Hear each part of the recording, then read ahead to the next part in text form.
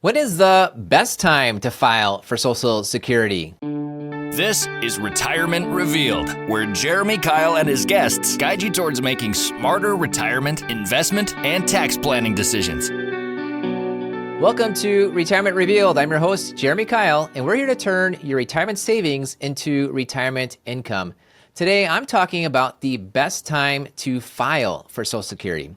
And we're talking today about Social Security because April is Social Security month. Last year, we did all 4 April episodes on Social Security with some absolutely great guest interviews. So go to retirement-reveal.com, click on the Social Security category, and you can see my interview with Mark Kiner, who runs the National Social Security Advisor program, and his one is called How to Get the Most Out of Your Social Security. I also invited Devin Carroll, who's got a YouTube channel and blog called Social Security Intelligence, and his episode is called How to Get Smarter About Social Security. So we'll put those in the show notes. And also make sure to listen to my podcast 2 weeks from now when I answer your questions about Social Security and its connected program, Medicare. So we're talking today, how do you get the best time? When's the best time to file for Social Security? And you might be waiting for me to say the age is 62 or the age is 67, your full retirement age for most people these days, or the age is 70, just wait as long as you can. Well, I'm not going to tell you a specific age. I want to tell you the process. How do you go about with a process to find the best time to file for you? There's really 3 steps. And the first step is to go out and get your own personal life expectancy estimate. How long you live, how long you're getting money from Social Security is the number one factor on this. If you expect to live a short time, if you expect to live a long time, and you're doing a spreadsheet, you're doing the math, whatever number you plug in there is going to be the number one factor on how you should file for Social Security and how much you get out of Social Security over your lifetime. So if that's the number one factor, that is the first thing you got to look at. And I'll tell you, unfortunately, there's 3 reasons why when you think of your life expectancy and how long you might live, chances are 3 reasons that you're wrong. I hate telling people they're wrong, but you're probably wrong about your life expectancy. The first reason is the newspaper. When you are reading average life expectancy in America, it's just a wrong number. It doesn't apply to you. One reason, and we've talked about this before on a podcast, is they are taking the average death rates of everyone from 0 to 120 in America, and they're just multiplying them together as if a newborn baby lived their entire lifespan over 1 year, which is just not reality. That's just not how life works. You don't live your entire lifespan over a year from 0 to 85 or whatever the number is that you make it to. That's just not how it works. And that number, because they do it that way, is basically wrong. We talked about that a recent podcast. I'll link to that, how it's wrong by probably 5 years is roughly what they're estimating. It's also wrong, too, because it is talking about that newborn baby. And you weren't born yesterday. You're planning on retiring pretty soon. You're probably around 60 years old. And that means you've beat the odds. All the people that did not make it from 0 to 60-ish are in that life expectancy estimate. You need a new life expectancy estimate based on your current age. Demographers, people that are actuaries, they say the longer you live because you beat the odds. So you need to get a personalized life expectancy estimate based on your current age. You're also probably wrong about your own life expectancy estimate because you might be basing it. Most people I talk to, they're basing this on, well, my parents lived to here, the men of my family lived to here, my grandparents lived to here, so that's how it's going to play for me. Think of your parents and your grandparents. You have 25 to 50 years of medical advances on them.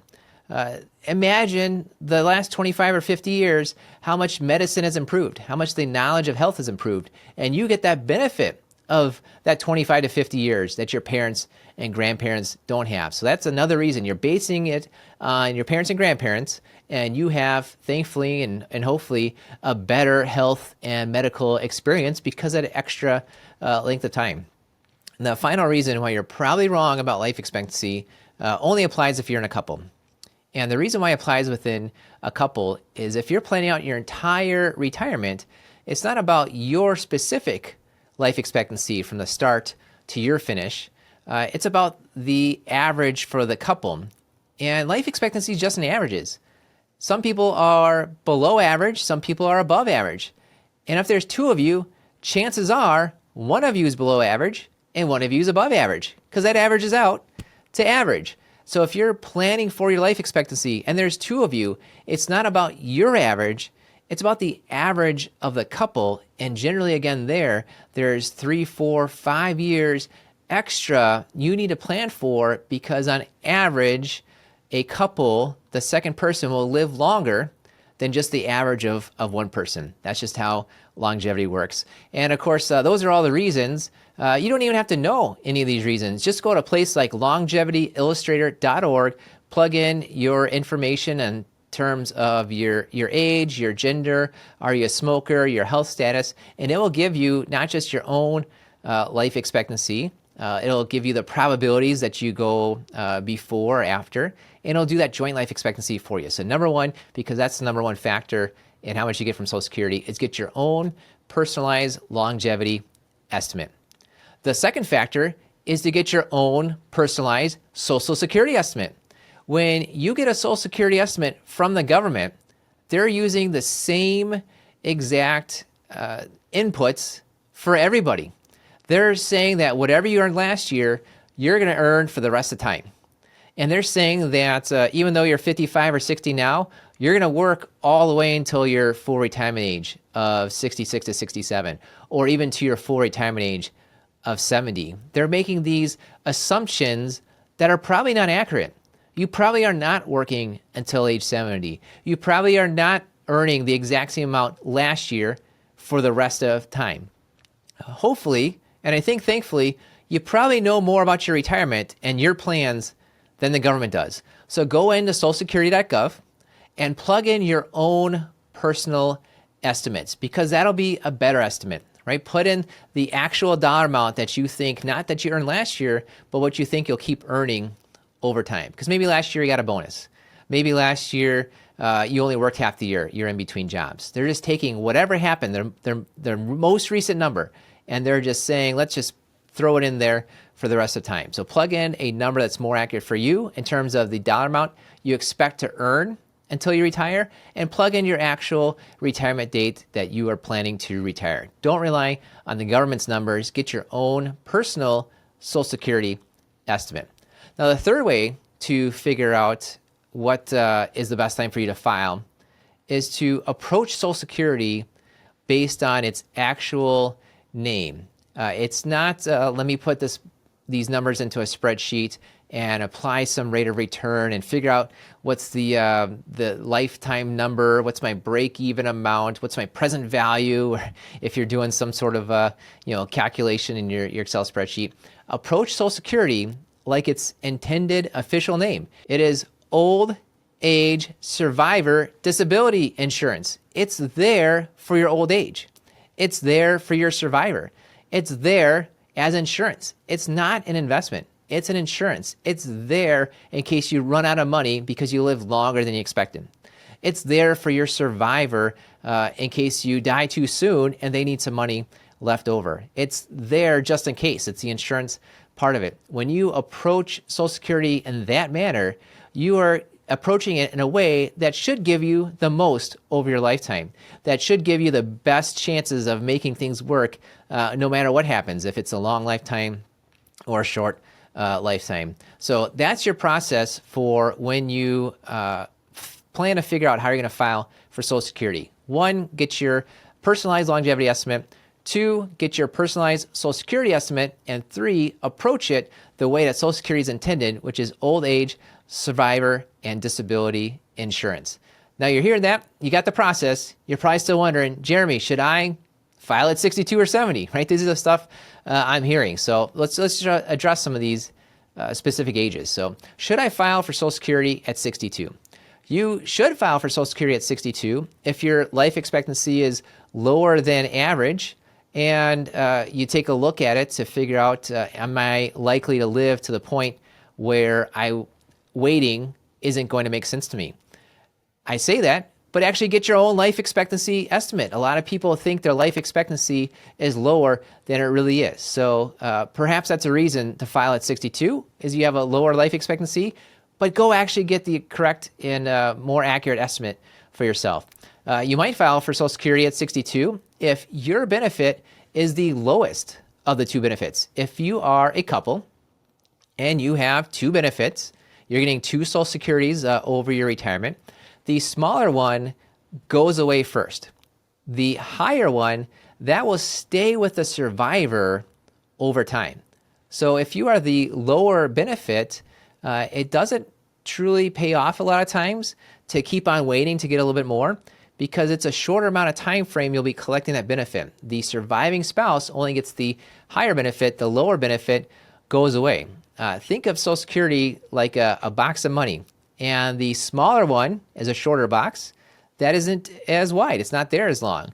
The bigger one is a bigger box that lasts a longer amount of time. It's a bigger box. They both grow at 8%. And if you have the choice between growing a small amount of money at 8% or a big amount of money at 8%, you want to take the bigger amount of money and grow that at 8%, which often encourage you then to perhaps take the lower of the two benefits earlier, perhaps as early as 62. Now, the next question is, should I file at the other extreme? Should I file at 70? Well, one reason might be these are kind of the opposites of the other one. So should I file for Social Security at 70? If your life expectancy is longer, you are likely to live long enough to actually make it worthwhile for you to wait on Social Security and get that higher benefit. But again, just go check your own personal life expectancy at longevityillustrator.org. If your benefit is the highest of the two benefits, that's a reason to wait on Social Security, perhaps all the way to 70, because it's your benefit that will last the longest, that will be there for the surviving spouse.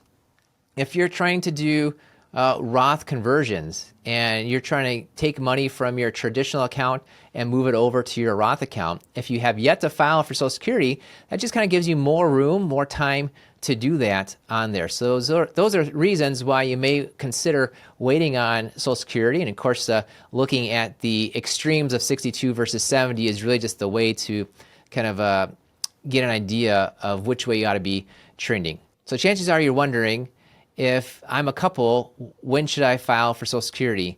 Well, I just want to give you an idea, just a thought, because a lot of people come in, they're going to file both at age 65. And I just want to give you this idea, just a thought experiment. What if the person with the lower benefit files earlier than expected? Maybe let's just say 3 years earlier than expected. Then what if the person with the higher benefit, they file later than expected? Let's say 3 years later. So somebody 3 years earlier, somebody 3 years later than expected, that averages out to exactly what you're planning on. But the difference is now you have a lower amount of the lower Social Security, which will end at some point in time. But now you have a higher amount of the higher Social Security that will last a longer amount of time. So if you're in a couple, think of that, just that thought experiment first of what if I take the lower one earlier and the higher one later, see how that looks at it. Now, a lot of times you might ask me, well, when should I file for Social Security if I'm single? And my first question is, well, have you always been single? Right? I'm not your therapist, but I'm probably going to ask you about your past relationships. Because just because you're single today doesn't mean you have always been single. And you may have been married in the past. You might have abilities to file as an ex-spouse.